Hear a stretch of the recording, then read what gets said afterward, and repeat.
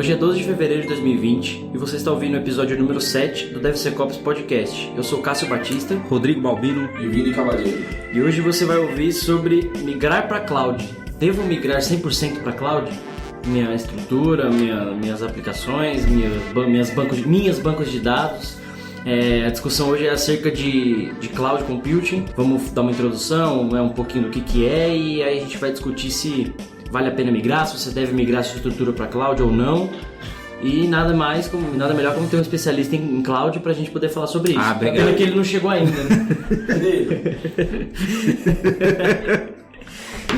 Antes da gente começar o episódio, só pra registrar, a gente tá ficando nojento, né? Já temos camisetinha, bonitinho. Uma bonitinha assim. Estamos ficando alguma coisa. A gente vai identificar. A gente chega lá, quem sabe? Identificar o que é. E você que tá ouvindo aí, você conseguiu ver muito bem, né? Essa camisa aqui. Você que tá ouvindo, você pode ir lá no YouTube que tem o vídeo, aí você vai ver a nossa camisa. Bom, então, vamos lá, Vini. Primeira pergunta.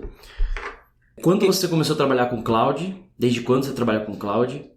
Por que fala-se tanto em cloud hoje em dia? E o que é essa cloud? O que é nuvem? Que nuvem? Aquele áudio da Dilma. Sacanagem. Uma piadinha duplo sentido aí. Que é nuvem? Uma vez teve um cara no Jornal Nacional que a nuvem era os dados no ar, né? Foi a coisa mais ridícula que eu vi na Terra, né? Um bom exemplo. Imaginou que era um rádio. Ondas de rádio. Que tava tudo transitando assim, os servidores deviam estar voando né? Aquele servidor de torrent, você lembra que teve um... Não, ia ter o cara do BitTorrent que ia fazer isso, né? Ia botar um serverzinho. Uns drones, ia botar um server voando. Ia botar um servidor voando, aí ia ser realmente o servidor na nuvem, né? Mas vamos lá. Primeiro vamos ao conceito de nuvem, cloud, que tanto se fala hoje. Então, nuvem nada mais é do que você não saber fisicamente onde estão os seus dados. A gente tem grandes players aí no mercado, né? Segundo o quadrante do Gartner, o que está acima de todos é a AWS, né? Logo seguido do Microsoft Azure, e lá em terceiro lugar o Google. E inclusive temos uma notícia interessante que o Google tem até 2022 ou 2023, não lembro exatamente a reportagem, para minimamente passar um dos concorrentes. Ou seja, a meta dele é ficar no mínimo em segundo como cloud, senão ele vai parar os investimentos em cloud. Nossa! Isso pegou muita gente de surpresa, tem muitos parceiros aí, tem muitas empresas com seus workloads carregados para o Google, né? Não que o GCP vai deixar de existir, mas vai diminuir em larga escala os investimentos que eles têm em cloud. Vamos ver o que o futuro dirá, né? Mas o conceito de nuvem você não sabe fisicamente onde estão os seus dados. Né? Algumas clouds abrem onde está o data center, outras nem tanto. Né? Outras escondem ali meio... você sabe que a gente tem uma availability zone, uma Z, e outros você não sabe. Mas o conceito de nuvem você não saber fisicamente onde estão os seus dados. Né? E como a gente já até brincou aqui num podcast anterior, nuvem não é infinita. Nuvem tem limites. Tem limites e é caro. Tá, acho que foi uma boa introdução. O problema não, né? Uma outra pergunta seria a seguinte: se eu não sei onde estão os meus dados fisicamente, e quando a gente não está usando nuvem ou como era no passado, nós tínhamos nosso CPD, né? O CPDzinho, uma salinha ali de processamento de dados, onde tinha meus servidores e tudo mais. Ou eu comprava uma hospedagem, igual N empresas ainda vendem esse tipo de serviço, né, como hospedagem, vamos chamar assim, ou como serviço de data center mesmo, onde eu coloco toda lá minha estrutura. Então eu conheço fisicamente onde está, inclusive eu posso não, né, é meu, eu vou lá e dou manutenção, eu vou lá e cuido, eu vou lá e mexo. Aliás, é responsabilidade minha fazer isso, né? Uma vez que quando a gente começa a falar de nuvem, aí eu não sei onde está fisicamente, como funciona? Porque quem cuida da rede, quem vai atualizar um servidor, como que funciona isso? Esse é o conceito de dados gerenciados. A empresa que você está contratando para onde você vai rodar seus workloads, e aí entra também o Alibaba, que está vindo forte para o Brasil, é que eles são responsáveis por toda a infraestrutura. você só consome utilizando gerenciadores de serviço, né, de serviço da nuvem, para criar. Então você vai criar VMs, né, que são chamadas intimamente de instâncias. Algumas já têm conceito de serverless, ou seja, você vai rodar somente a sua aplicação, que aí nós temos 3 tipos de nuvens, né? O IaaS, infraestrutura as a service, infraestrutura como serviço. O PaaS, PaaS, onde eu tenho uma plataforma como serviço, onde eu poderia rodar um banco de dados, basicamente algum RP, CRM, totalmente gerenciado pelo provedor de cloud. Eu simplesmente utilizo. Eu não tenho qualquer interação sobre licenciamento, sobre se está rodando, patches de atualização, nada disso, né? O infraestrutura as a service, ele se parece mais com essa questão de eu alugar uma nuvem privada e rodar, ser responsável pelos meus servidores, só não tenho que me preocupar com hardware físico, mas o hardware virtual todo é gerenciado por mim. O PaaS as a service, eu gerencio mais ou menos ali só os workloads em relação à plataforma, patch de banco de dados, se for necessário ou não, né, para ser aplicação. E temos o software as a service, o famoso SaaS, onde eu tenho cargas de trabalho completamente prontas para mim somente utilizar. A gente tem como exemplo aí o Office 365, o G Suite, né, como os mais famosos de software as a service, mas a própria SAP tem workloads correndo assim, alguns parceiros dela. A VMware já tem entrado nesse mercado e agora, né, dentro da AWS a gente já tem algo muito semelhante com o Kubernetes, que é o Fargate, que eu estou utilizando os meus Dockers como um software as a service. Eu simplesmente subo a minha instância lá de Docker e a AWS que se vira com todo o resto, não tem nem que gerenciar isso. Tá, então se fosse para fazer uma analogia de nuvem, seria, para as pessoas que estão ouvindo, né, seria como se fosse igual a energia. Você chega na sua casa, você aperta o interruptor, a luz acende.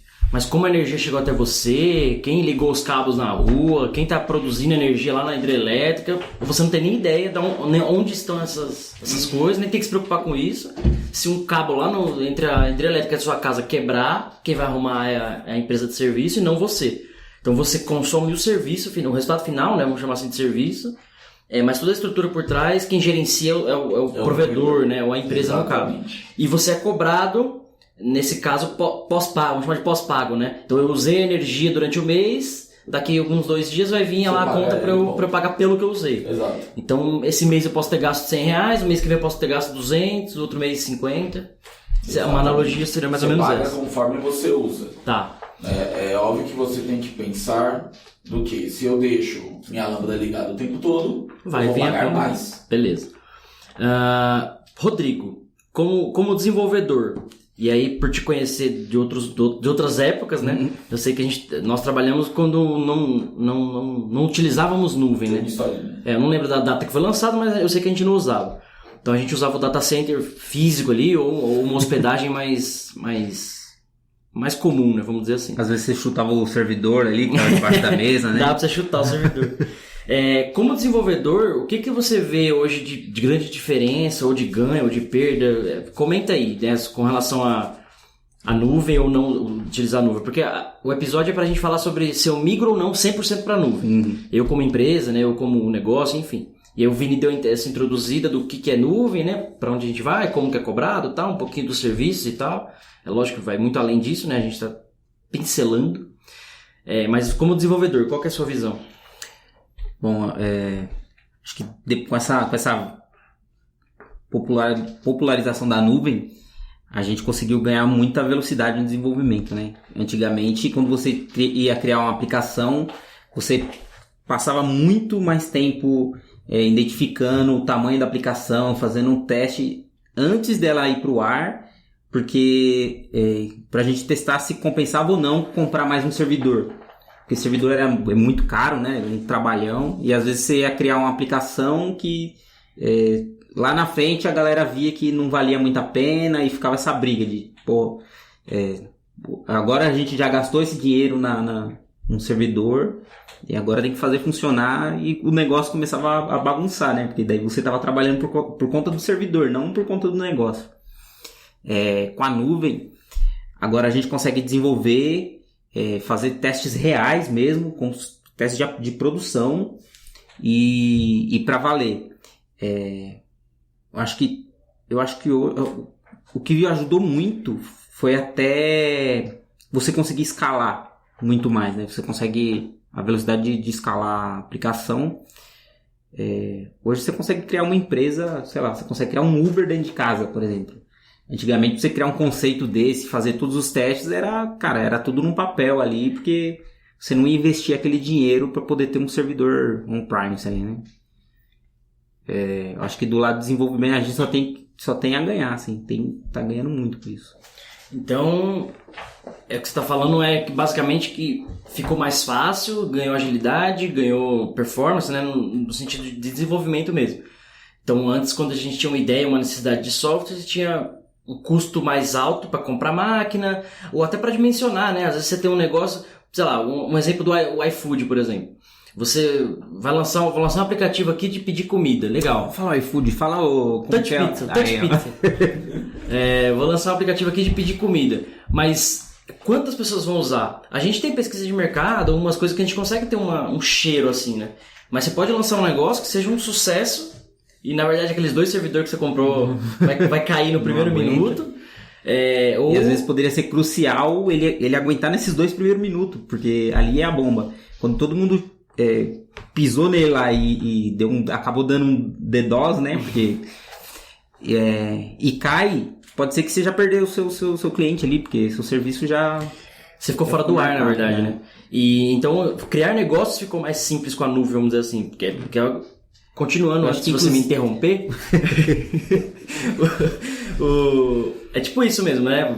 Ou então pior, você comprou os servidores e não teve um usuário, né? A sua aplicação não teve demanda. E aí, é o que você falou, aí você começa a trabalhar para fazer aquilo funcionar, sendo que o próprio negócio já não faz mais sentido. E aí você tem aquele peso morto ali que é a máquina. Lógico que você pode fazer outros aproveitamentos daquilo, mas o propósito acaba se encerrando. E com a nuvem não, você aperta um botão, você tem 1000 máquinas, você aperta outro botão, você tem uma só, ou nenhuma mais, né? Então, a flexibilidade das aplicações, dos negócios, né? A gente fala de aplicação, mas de negócios, de um modo geral... ficou muito mais fácil. Complemente. Agora, o céu é o limite, né? Você pode escalar sua empresa... O céu não é o limite. O dinheiro é o limite. Né? Se sua empresa está crescendo, a sua infra ela cresce com a estrutura. Se sua empresa está gerando mais lucro, você consegue escalar mais máquina. Dando uma pausa na introdução, vamos começar agora a falar sério. Porque é o que o Rodrigo está falando. Assim, a empresa cresce, teoricamente a gente está vendendo mais, né? Ou tendo mais lucro, etc., mais receita. Por outro lado, seus custos aumentam. Em paralelo. A empresa está crescendo porque tem mais demanda. Se tem mais demanda do seu software, da sua aplicação, tem mais demanda dos seus recursos de aplicação. Então, nesse ponto, as empresas vão ter que meio que se reinventar em muitas coisas, porque antes você tinha um investimento muito alto, né? Como o Rodrigo colocou, compravam um lote lá de servidores. Um CAPEX muito alto. 2, 3, um CAPEX muito alto. Né? Num primeiro momento, e depois aquilo você já estava pago, você continuava rodando. A gente tinha o problema de, se a aplicação estourasse, legal, então eu tenho uma carga para crescer os meus servidores e dá para usar. Então eu comprava ele super dimensionado. Digamos aí, que uma aplicação dessa ia consumir, sei lá, algo em torno de 128 GB de memória, sei lá, 64 CPUs. Então eu comprava 2 servidores com essa capacidade, né? Então eu poderia dobrar a minha capacidade de atendimento, colocando um load balance na frente e tudo. Primeiro, o custo disso é muito alto. Para adquirir um servidor desse leva muito tempo, né? Além dos processos burocráticos que cada empresa deve ter, pedido de compra, cotação, fornecedores e tudo mais, você ainda tem o tempo de entrega do fornecedor. Sem contar a tecnologia, né, que você tem que fazer no update. Aí você tem que a instalação do sistema operacional, seja ele Linux, Windows, você tem que fazer a atualização do sistema operacional, você tem que verificar todos todos os pacotes que a aplicação está exigindo para poder implementar na máquina, né? E aí depois disso tudo você ainda tem que garantir a segurança. Eu ia comentar, além de toda a parte lógica que você tem, a própria atualização do sistema operacional, patch, usuário, blá, blá, blá, você ainda tem a preocupação física. Exato. Onde vai rodar? Você vai deixar esse servidor no seu quarto, numa salinha na empresa, não tem salinha, deixa no meio de todo mundo, e aí você corre vários riscos, né? O software está tudo atualizadinho. Aí vem, sei lá, um visitante trazer café, tropeça na máquina. Usa a máquina de mesa. Desliga sua aplicação. Você consegue imaginar as startups hoje funcionando nesse modelo? Não tem como. Acho que não existiria. Aliás, eu acho que o conceito de nuvem, até as startups começaram até com um conceito de nuvem privada lá atrás, né? Porque nós temos nuvens públicas e nuvens privadas. As nuvens públicas são os grandes players que temos por aí, né? Como já mencionado, AWS, Google, Azure.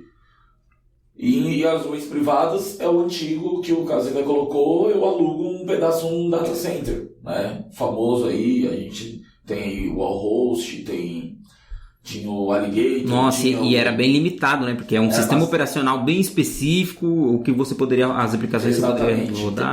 Tamanho de aplicação tinha limite. Então, tinha tamanho você tinha diversas limitações.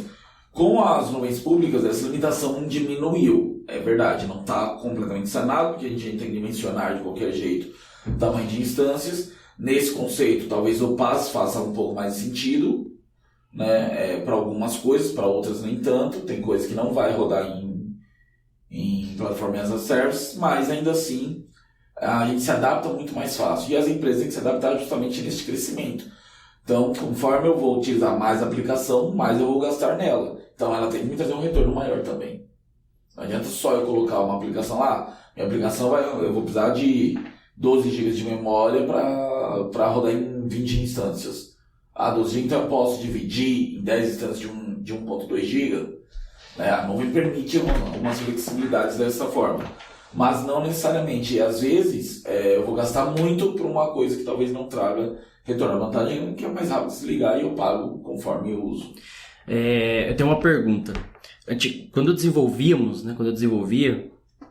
num certo momento eu tinha que me preocupar com hardware, com a máquina física. Lá no client server, por exemplo. Então, se o meu EXE ia não ter o tamanho muito grande, se eu estava numa rede para comunicar com outro ponto, algumas coisas nesse sentido. Memória da máquina e tudo mais. Com a escala de aplicação web, isso mudou um pouco. Então, bastante. Você não se preocupa tanto com hardware, se preocupa mais com banda, se o teu pacote não está tão grande para o cara fazer o download no mobile, etc., no mobile, né? Então a preocupação começou a mudar um pouco e você ficou menos preocupado com memória, por exemplo, com processamento. Porque a memória e processamento hoje estão mais baratos, vamos dizer assim. Aí veio o IoT. Então eu comecei a mexer com Arduino, Raspberry, algumas brincadeirinhas, onde aí o recurso ultra ilimitado, aliás, ultra limitado. Onde você tem um espaço ali de kbytes, você não tem mais gigas de processamento. O teu código ainda está fazendo alguma coisa importante ou até performática que seja. E voltou a preocupação do hardware, até pior do que era antes, né? Antes você tinha um hardware, mas você tinha uma máquina, né? Sei lá, um K62-500, um Pentium 3. Hoje você tem um chipzinho, tudo bem que o próprio Raspberry está bem mais potente, mas os primeiros que lançaram, né? O próprio Arduino, você tem um processamento limitado, memória limitada e espaço limitado. Então, o tamanho do código você tinha que se preocupar depois de compilado, etc, etc.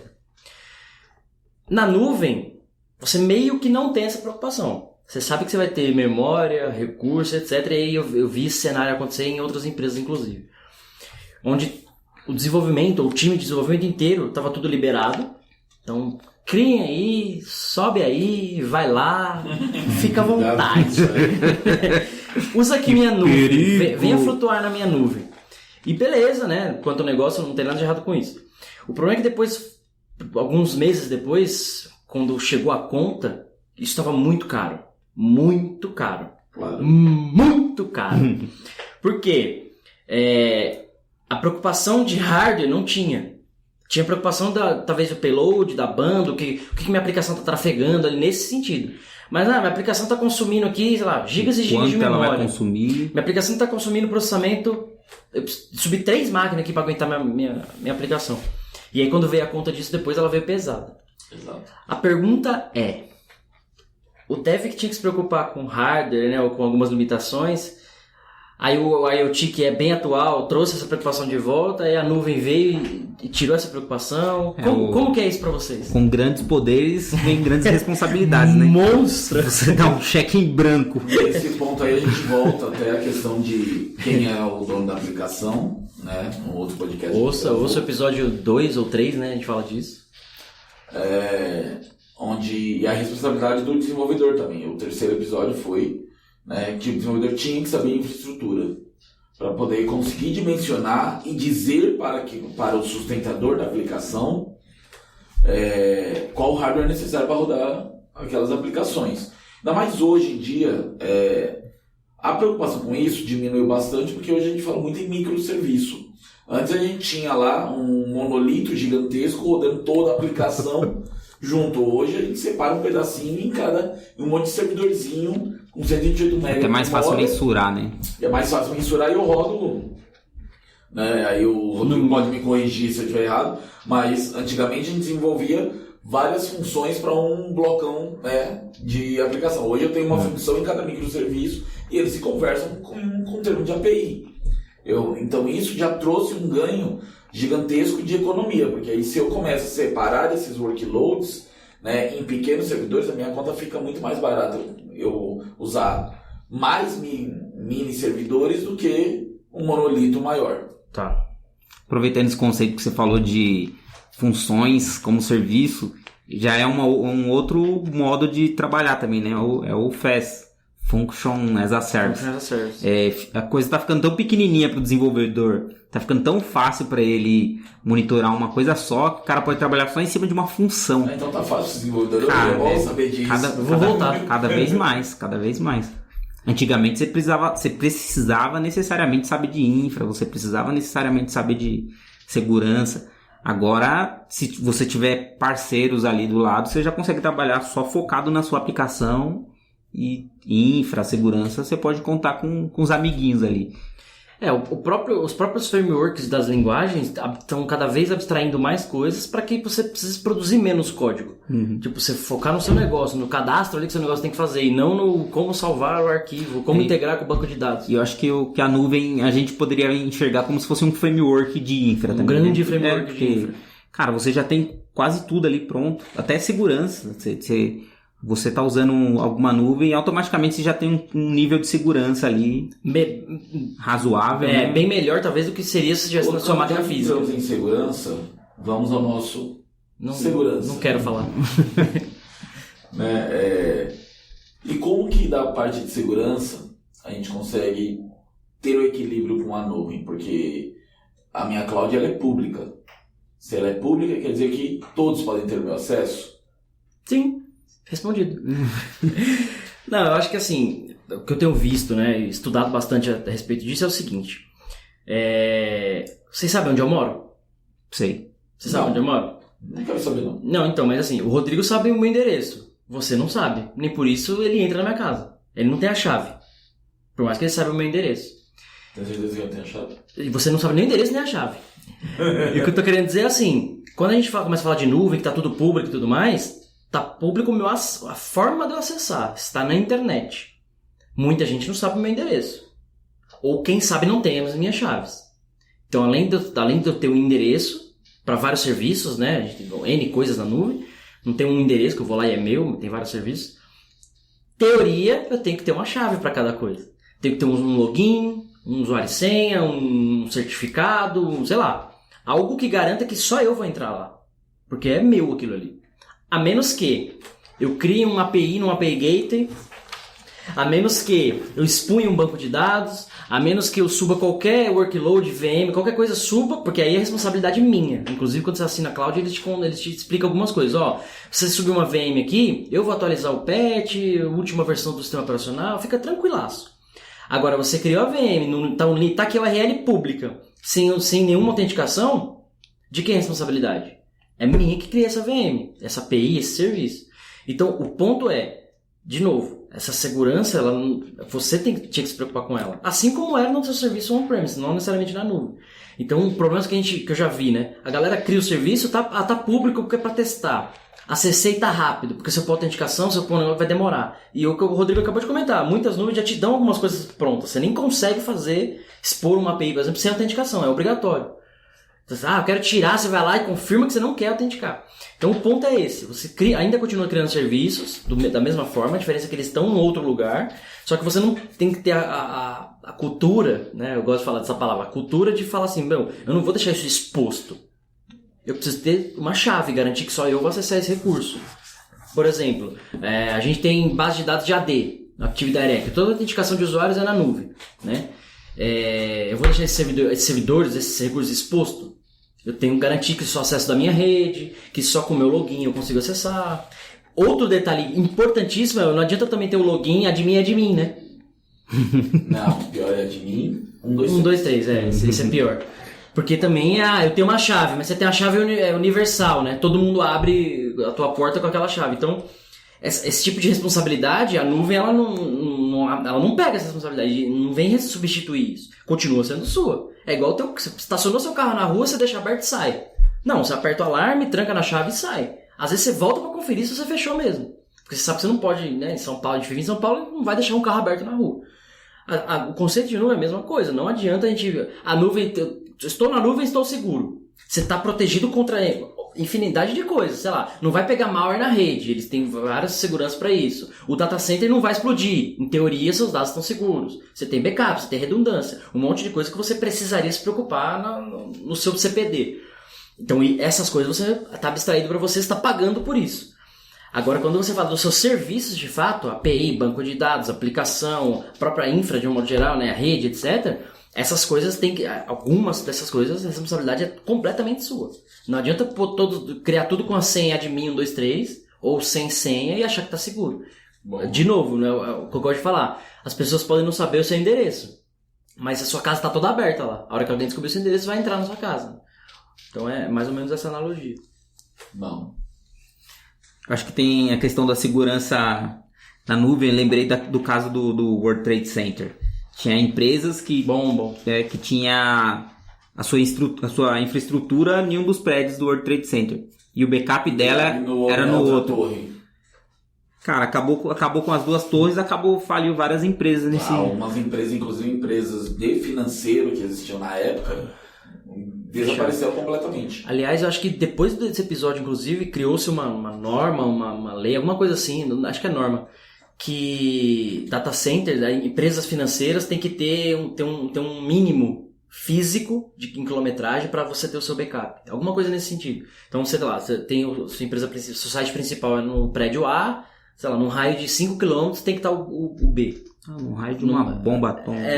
Tipo lá. Isso, porque nunca imaginou-se que iam derrubar as duas torres. Tanto que aí começou a se criar muitos data centers em outros países, né? Porque a nuvem, até nessa época do World Trade Center mesmo,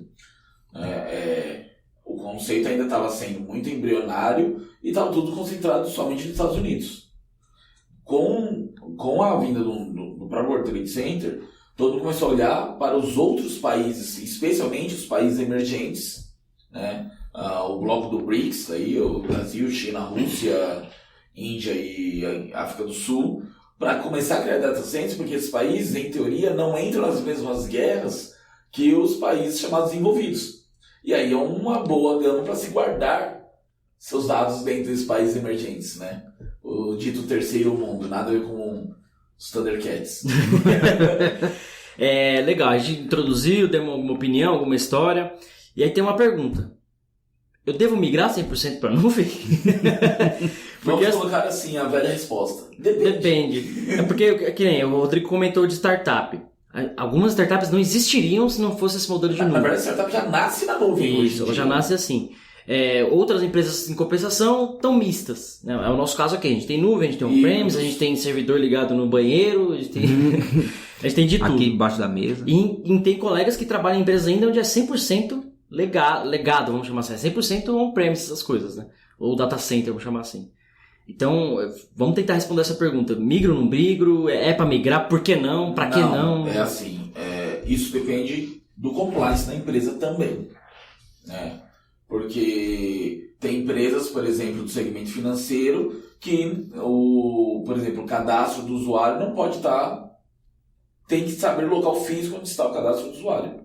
Ou não pode, acho que na Serasa, quando eu trabalhei numa época, não podia usar nuvem, porque os não tinha data center no Brasil ainda e os dados não podiam estar fora do Brasil. Algo nesse sentido. Tem nesse sentido, mas agora eles até evoluíram, né, nisso, do que eu tenho que saber fisicamente onde estão meus dados. Eu tenho que ter o endereço físico dele. Por conta de legislação mesmo? Legislação, exato.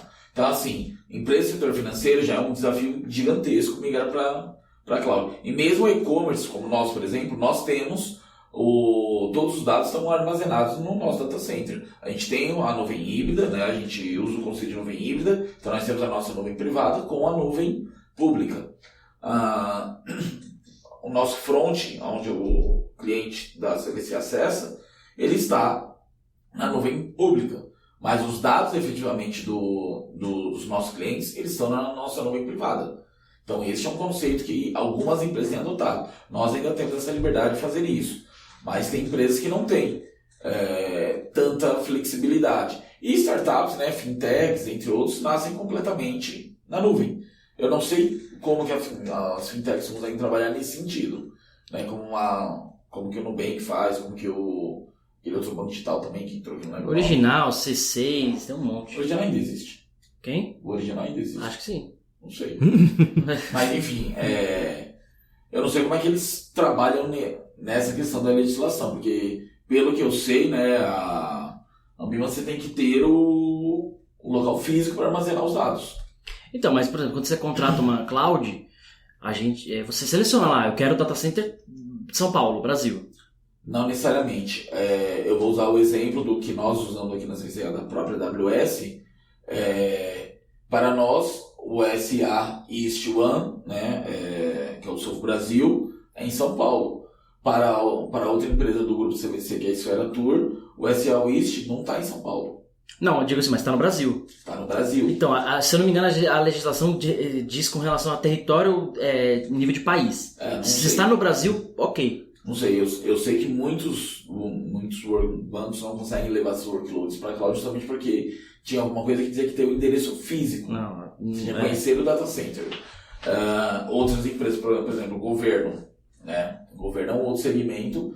Na época que eu passei pela Microsoft, a gente atendia o Tribunal de Justiça de São Paulo, o TJSP, e já existia uma negociação para levar o TJSP para a Azure. E essa negociação se arrastou por longo tempo e ainda não saiu, justamente porque os dados públicos não podem estar, tem que ter um local físico escrito onde é que está. E aí perde o conceito de nuvem. Então a gente volta para o conceito de nuvem privada, não uma nuvem pública. Se eu não me engano, há pouco tempo atrás, preparando algum material, eu vi na documentação da Microsoft, do Azure, que você selecionava lá o seu tipo de negócio. Então, se você tem lá uma opção de governo, federal, sim, e aí, a AWS também tem. Caso você selecionasse esse ponto, ele meio que te direciona para criar coisas aí mais específicas, inclusive mais caro, né? Porque por garantir mais redundância, mais backup, etc. Por conta de você ser governo e tal, até por conta de resposta, né? Porque se dá algum problema com os seus dados, com toda a estrutura, que aí é a responsabilidade do provedor, ele vai responder de uma forma criminal, sei lá, legislativa, juridicamente falando, ele responde por isso, né? Então, quando você tinha o seu servidor, alguém chutou ele, você quebra a perna de quem chutou. Agora não, agora você vai processar, você vai... Dependendo do nível de problema que você tem, você fecha. Como ele falou, do World Trade Center teve empresas que sumiram por conta você simplesmente perdeu todas essas informações. Então, na resposta, né, voltando à pergunta, devo migrar 100% para a nuvem? Sim. Não. Depende. Depende do tamanho da minha empresa, depende do tipo de negócio que eu vou trabalhar, depende o que eu estou planejando para o meu futuro de negócio. Né? Para algumas empresas fazem muito mais sentido, para alguns e-commerces, né? Alguns tipos de e-commerce, algumas vitrines sim, né? Para outras empresas nem tanto. E quando a gente começa a falar de legado? Porque assim, em teoria, as nuvens, em teoria, né? Legado é impraticável você levar para a nuvem. Em teoria, elas comportam o que é novo. Novas linguagens, né? Kubernetes. Elas comportam elas comportam qualquer coisa. Elas comportam. Agora eu tenho o meu VB6 aqui rodando. É possível migrar? Possível é, Claro que possível. é, porque você pode rodar ele dentro de uma máquina virtual, uma VM, uma infraestrutura. Agora compensa, porque quando a gente fala de Eu legado, tenho meu Delphi aqui rodando. Então, aí a gente já pensa exatamente naquele servidor mais robusto, 64 GB de memória, com 16 processadores. que daí o custo já é altíssimo, você vai mandar altíssimo. para nuvem. Às Então- vezes compensa você criar uma nova aplicação para matar esse legado, Pra e ter, essa nova um aplicação Um custo de um lá servidor pra- com 64 GB de memória e 16 processadores. é mais de 300 nada, reais. Eu quero... Estamos falando em 30 centavos de dólar por hora Eu gosto que ele está rodando. Eu gosto da treta. O caos pra mim é tudo.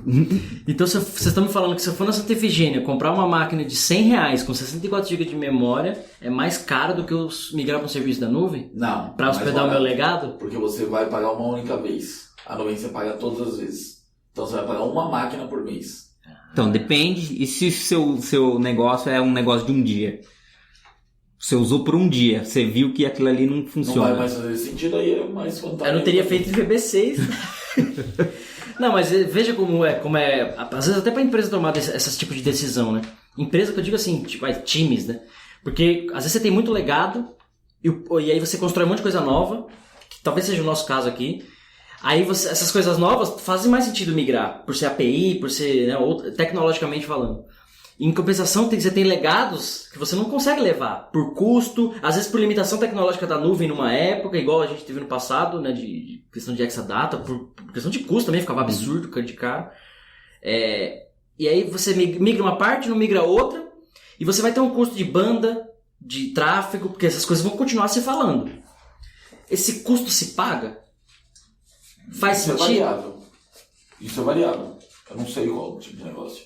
Na CVC, por exemplo, a gente percebeu que migrar monolitos para lá foi uma péssima ideia. A gente resolveu trazer de volta e consumir como APIs. E o API chama um monolito caso seja necessário. Ponto. A gente tem alguns bancos de dados rodando, mas o nosso monolito gigantesco continua aqui dentro. Continua na nossa nuvem privada, onde a gente já tem o custo, já é claro, é um custo fixo, né? Eu não tenho variação igual eu teria como na cloud. Vale lembrar também que quando a gente está desenvolvendo para a nuvem, automaticamente você já está pensando no custo. Então você está tentando enxugar ao máximo ali sua aplicação e para poder otimizar o seu dinheiro ali, né? Então aí a gente cai para microserviços. Esquece o monolito. O monolito na nuvem é um tiro no pé. Isso é fato. Isso aí não tem nem o que pensar em discutir. Quando eu tenho algum workload que eu ocupo muita área de um único servidor, é um tiro no pé, porque ele vai custar muito caro. Né? Você vai 30 centavos de dólar, legal, isso é por hora. Você faz vezes 24, vezes 30. 30 centavos de dólar, 10 reais. Na cotação atual. Eu acho que eu preciso voltar uma migração.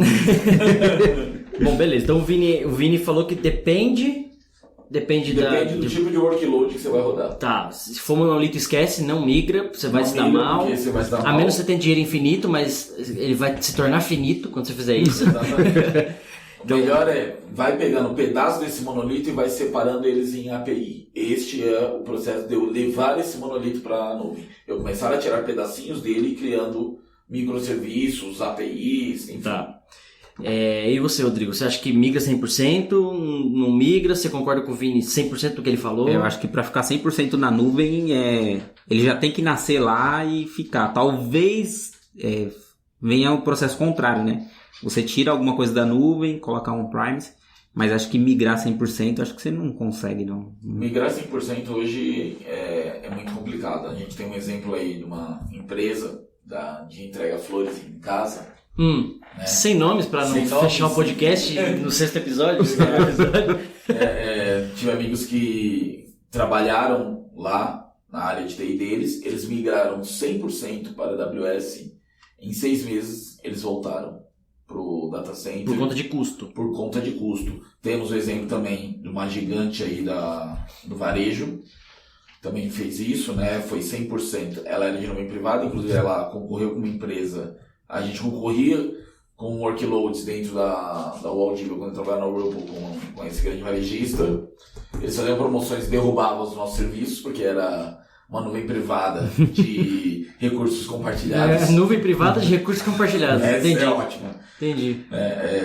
Como se fosse uma... E aí eles foram para a AWS. Da AWS eles hoje estão no Google, né? 100%, boa parte dos workloads estão lá, mas eles mantêm os recursos internos. E eles migraram de nuvem porque acharam mais vantajoso, um custo menor. Né? Também você pode ser multi-cloud, também é uma boa... Né? É o mesmo conceito que a gente usa aqui no Brasil. Eu vou em 5, 6 mercados porque as coisas variam de preço de um para o outro. A nuvem é a mesma coisa. A gente tem os 3 principais players aí, eles variam o preço e concorrem entre eles para te dar o melhor custo-benefício. Rodrigo, muda o código na hora de programar quando você sabe que você vai abrir uma aplicação na nuvem? Como é que é? Muda nada. Eu acho que... Nem pode, na verdade. Da aplicação em si, não. Só que daí você começa a ter outras preocupações, né? Você tem que começar a construir para a nuvem, ou para o Kubernetes, sei lá o que você está usando. Multi-cloud. Não digo multi, né? Eu digo só o cloud mesmo. O multi, quem resolve lá atrás é a infra. Não necessariamente. Aí eu vou cortar um pouquinho o Rodrigo, porque a gente já teve uma experiência parecida aqui na CVC, onde hoje não tanto, mas a gente ainda tem muitos serviços que nós migramos para a AWS que estão amarrados para rodar somente na AWS. Eu não consigo transferir ele para outro... E como que você amarra um serviço assim? A maneira das chamadas que ficaram à API, ela está exclusiva da AWS. Eu não consigo transferir para outra. Eu tenho que redesenvolver o código. Vai ter um trabalhinho aí para... Então, talvez ela tenha uma aplicação que foi construída... Exclusivamente para trabalhar numa única... na loucura, porque... Isso é um problema. Você tem que desenvolver... Hoje. Você tem que desenvolver pensando, cara... agnóstico. Agnóstico de qual é a estrutura que você está usando.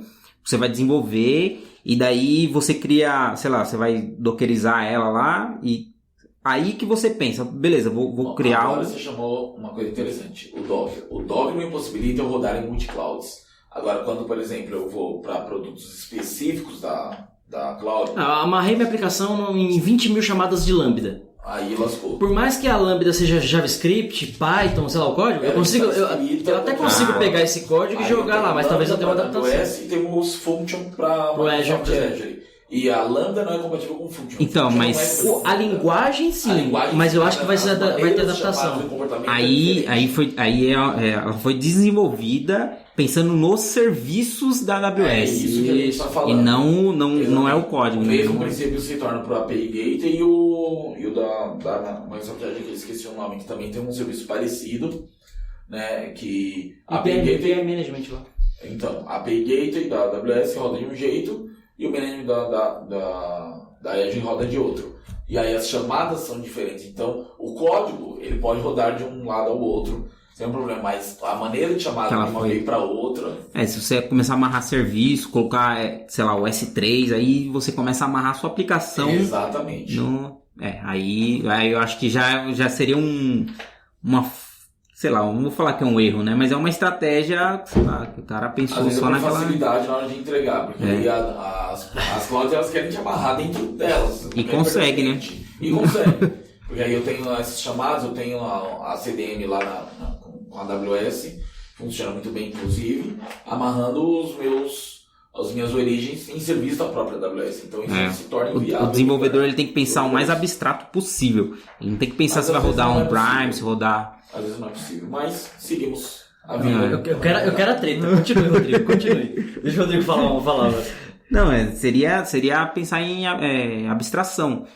Desde do código, que você consegue abstrair para usar várias bibliotecas, ou usar, sei lá, máquinas diferentes, quanto para usar, tipo, como que você vai criar a sua arquitetura do sistema inteiro, né? Se você começar a amarrar em serviços, você começa a complicar, porque daí se você precisar migrar ou precisar, sei lá, trazer para dentro da empresa... Por isso que a gente usa problema. DNS, ao invés de eu chamar API direto da cloud, eu sempre ter um DNS mascarando isso, facilita migrar de uma cloud para outra. Ou, sei lá, tentando resumir o que o Rodrigo está tentando falar, seria todos os meus inputs e outputs da minha aplicação ser REST, por exemplo. Porque eu estou garantido a uma tecnologia, né, um protocolo, e não a um serviço de um cara. Mas como é que eu faço uma chamada de uma API para outra? Não, chamada REST é chamada REST. É um protocolo. Não importa a linguagem que tem por trás, eu vou consumir JavaScript, JSON e devolver JSON através do HTTP. Bom, o planeta fala HTTP. Post, get, sei lá. Beleza, mas eu tenho que ter um endpoint. Beleza. É esse endpoint que eu estou falando, que às vezes a gente amarra com um endpoint que é nuvem. Tá, entendi. E aí você teria que ter um cara no meio. Uma máscara de DNS, Tá porque bom. aí quando eu migrar isso aí de uma cloud para outra, eu simplesmente migro. É da hora que... Então você tá me dizendo que você tem que ter uma ponte pra fazer essa ligação. Exatamente. Que não seja em nuvem.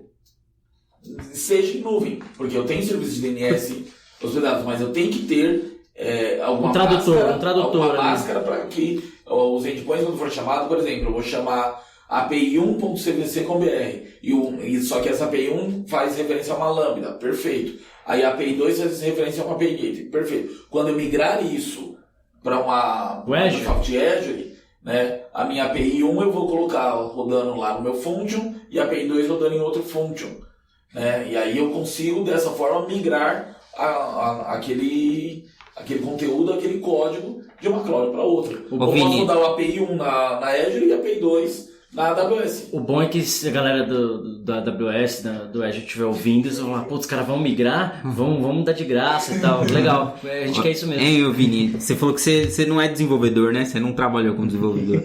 Não. Só que aí você você sabe trabalhar com orientação a objeto. Daí é orientação a objeto. Se o cara pega... Olha!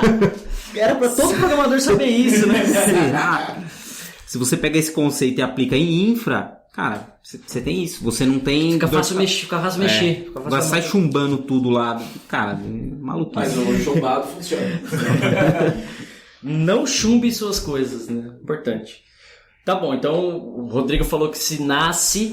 É mais fácil nascer e ficar lá 100%. Ainda, você nunca vai ficar e ainda assim você pode ver que você vai tirar algumas coisas. Conforme você vai crescendo, você vai tirando. O meu ponto talvez seria um pouco... Talvez não, um pouco concordando com vocês dois. Faz sentido se nasce você se manter, é muito difícil migrar 100%. Mas aí talvez pra mim venha um outro ponto, pra gente encerrar aqui, caminhando pro final. A mão de obra. A gente precisa de pessoas, vai continuar precisando de pessoas pra fazer tudo isso. Porque aí a gente falou até um pouquinho de squads, né? Falamos em outros episódios. Lá atrás você tinha uma equipe de desenvolvimento para cuidar do software da aplicação e desenvolver. Você tinha um time de infra para cuidar das máquinas, para cuidar de tudo, da casinha ali onde estavam as coisas hospedadas. E às vezes você tinha um time de segurança para tentar proteger isso tudo. Aí, com a vinda da nuvem, o desenvolvedor ou o cara de infra, ele conhece o código e tal, e todo mundo tá indo pro mesmo caminho. O cara faz o deploy, tá tudo aplicado, às vezes até com alguma coisa de segurança, etc. Mas ainda assim você precisa de alguém... É uma pergunta. Você ainda precisa de alguém que conheça a infra para cuidar só das coisas de infra na cloud. Você ainda precisa do desenvolvedor para produzir código para o negócio.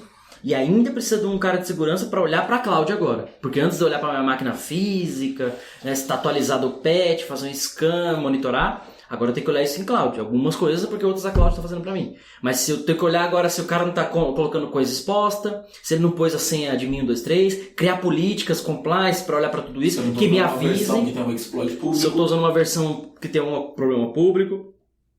A disponibilidade disso, porque a disponibilidade conceitualmente ainda é um problema de segurança. Então você vai falar, a nuvem não cai, escala e não cai nunca. Se você não colocar para escalar, vai cair, ou se o provedor tiver um problema, pode se tornar indisponível, ou ainda, se sua aplicação tem uma falha grave, vai causar indisponibilidade. Falha grave não, né? Qualquer bugzinho você pode tornar indisponível a aplicação. Então, o ponto é, mão de obra. Muda a mão de obra, agora a gente tem que olhar mais para a nuvem. Antes a gente conhecia programação e algumas coisas de rede ou de infra, agora tem que conhecer mais, eu tenho que conhecer outros protocolos. Tem mão de obra, não tem mão de obra. Minha visão, né? Vocês falaram muito, agora a gente fala mais. Minha visão. Isso mudou. Não tem a ver com a transformação digital, né? Mas está meio ali, caminha junto, vamos dizer assim. Então o profissional ele começa a ver outras coisas, ter esse viés de desenvolvimento e infra para subir na cloud, conhecer os recursos. Aí cai outro ponto, né? Que a gente falou agora, o cara não pode se amarrar a um serviço. Então, eu só sei mexer com Lambda. Eu só sei mexer com function do Azure, eu só sei mexer com como que é o do Google lá. Isso é ruim, porque se o cara, né, é igual falar, só você programar em Python. Não, então, peraí, você não faz mais tudo numa linguagem só hoje em dia. Então, fazendo a pergunta e respondendo o meu ponto, né? A mão de obra muda, vai continuar sendo escassa, vai ser pior. Você já não acha um programador bom, você já não acha o cara de infra bom, o cara de segurança bom. Agora você tem que saber um desses que ainda sabe a cloud.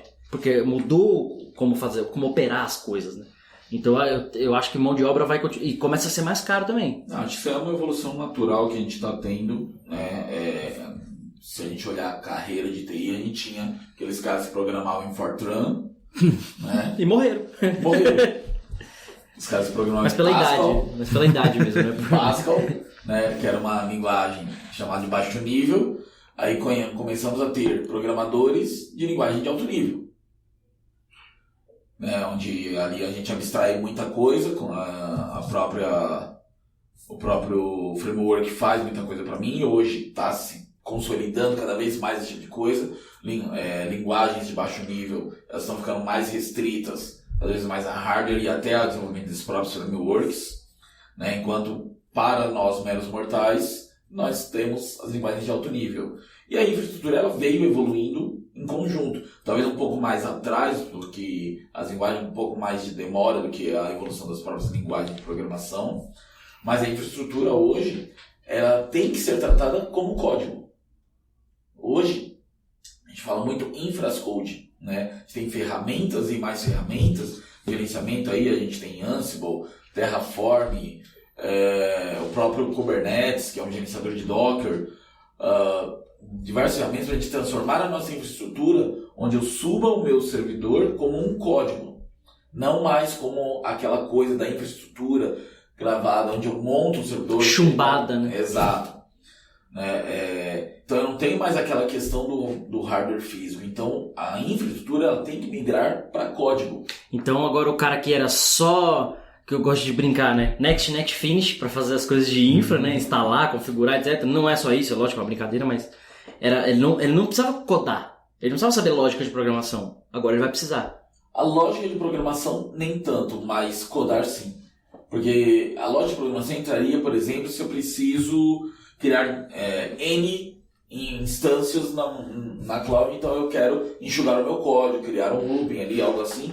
Sim, alguns provedores, como até o próprio Terraform, permite você fazer isso. O Ansible entra algumas coisas nesse sentido. Então ele precisa conhecer a receitinha ali. Como é que cria uma receitinha e executa ela. Tá bom, entendi. E essa receita tem que ficar guardada para que, por exemplo, o desenvolvedor chegue e fale, preciso de uma infraestrutura X para poder rodar um novo workload. Ele só pega eu só pego aquela receita de bolo que já está criado, modifico para o que precisa e boto para rodar. Então antes o que a gente demorava uma semana para entregar um servidor, hoje eu tenho que entregar em horas, talvez minutos. Né? Lembrarei. Quando me pedirem alguma coisa, eu vou lembrar disso. Então o cara de infraestrutura ele teve que evoluir, ele foi obrigado. E hoje, quem não está nesta curva de aprender infraestrutura como serviço... Está defasado. Está defasado. Aquele cara que só vai lá, ele bota ainda o CD, o DVD, né? DVD. O disquete. Lá, o disquete, instalar o disquete, né? Eu já fiz muito disso. E rodar o sistema operacional, começar a instalação, aí baixar os pacotes de atualização. A cara de nostalgia dele. Eu tô sentindo fazer isso. Então, pessoal, você que tá só ouvindo, dá uma olhadinha no YouTube. Tá? Esse cara não existe mais. Não tem mais como ser assim. A velocidade da informação hoje ela é tão grande. De novo, voltando àquela analogia da bolsa de valores. Se eu lanço a minha aplicação antes do meu concorrente, os clientes vêm primeiro para mim. Então eu tenho que estar mais adiantado que meus concorrentes. E você tem que estar preparado para funcionar. Que é o que o Rodrigo comentou. Não é só lançar. Se você lançou e não aguentou, você já foi o primeiro, você se queimou primeiro. E então... o interessante da nuvem é isso, você já consegue preparar essa porrada que você vai tomar de cliente. Você consegue preparar a sua escalabilidade. Então esse não seria mais o problema. Agora se você tivesse on-premise ali, você já poderia tomar um susto. O problema é tão fácil assim. Mas o problema pior nesse caso seria custo, vamos dizer assim. Sim. Muito mais simples você startar 1000 máquinas do que comprar 1000 máquinas e subir elas. Não tão simples assim. Se você pega épocas chamadas épocas de pico, por exemplo, uma Black Friday no Brasil, se você não faz a sua reserva com uma boa antecedência, que na CVC, por exemplo, a gente começou a subir com Um mês antes, 2 meses antes. Eu nem adianto colocar data, mas sim, a gente subiu bem antes, né? Até por uma questão de estratégia, a gente não abre isso daí em relação aos nossos concorrentes de workloads, porque hoje eu tenho o meu concorrente isso é claro pra todo mundo. meu nicho, né? Eu tenho meu concorrente do meu nicho aqui, que é o segmento de turismo, mas quando a gente está falando em nuvens públicas, eu tenho concorrentes com N outros concorrentes. Concorrentes de varejos, concorrentes de linha branca, de vestuário, porque eles também estão se preparando para a Black Friday. E eles também vão ter um grande pico de acesso. Porque hoje o e-commerce ele ganhou uma outra visão em relação ao que era. Antigamente você colocava um produtinho de lojinha lá, né? A gente usa o exemplo de Kabum aí. O produto vai lá, compra, pronto. Hoje não. Hoje eu tenho que ter uma vitrine muito bem vista para o meu cliente. E isso exige que eu tenha hardware suficiente para poder aguentar. Só que esse hardware, de novo, a nuvem não é infinita. Então, se eu não criar uma reserva antes para os meus workloads, com certeza eu não vou conseguir atender meu cliente. E aí a gente cai de novo, né, no mesmo conceito. Então, o cliente não conseguiu acessar aquele produto, ele vai para o meu concorrente. Então, o bordão do episódio seria até a nuvem tem limite. Hashtag até a nuvem tem limite. Bom, legal, acho que deu pra comentar bastante, deu pra introduzir, deu pra falar da história, da experiência, ver que tá tudo seguro, é só subir pra nuvem que ninguém te invade, fica tranquilo, bota assim admin 1, 2, 3, deixa público, expõe mesmo seus URLs que tá tranquilo. Mais algum comentário? Cara, não tenho comentários. Mais alguma publicação? Cara, daí é pra continuar falando bastante coisa. Tem muita coisa pra falar. Hoje tá na praia do Vini aqui. No meu episódio anterior eu fiquei lá quietinho na minha, esse. Você falou mais. Então tá bom, esse foi o episódio, né, número 7 do DevSecOps Podcast. Você ouviu sobre migrar 100% para nuvem, né? Devo migrar 100% para nuvem, sim ou não? A gente debateu sobre isso, se devemos ou não migrar profissionalmente, né, custo, etc, os impasses disso tecnologicamente, etc. Eu sou o Cássio Batista. Eu sou o Rodrigo Balbino. Eu sou o Vini Cavaleiro. Tchau. Por aqui.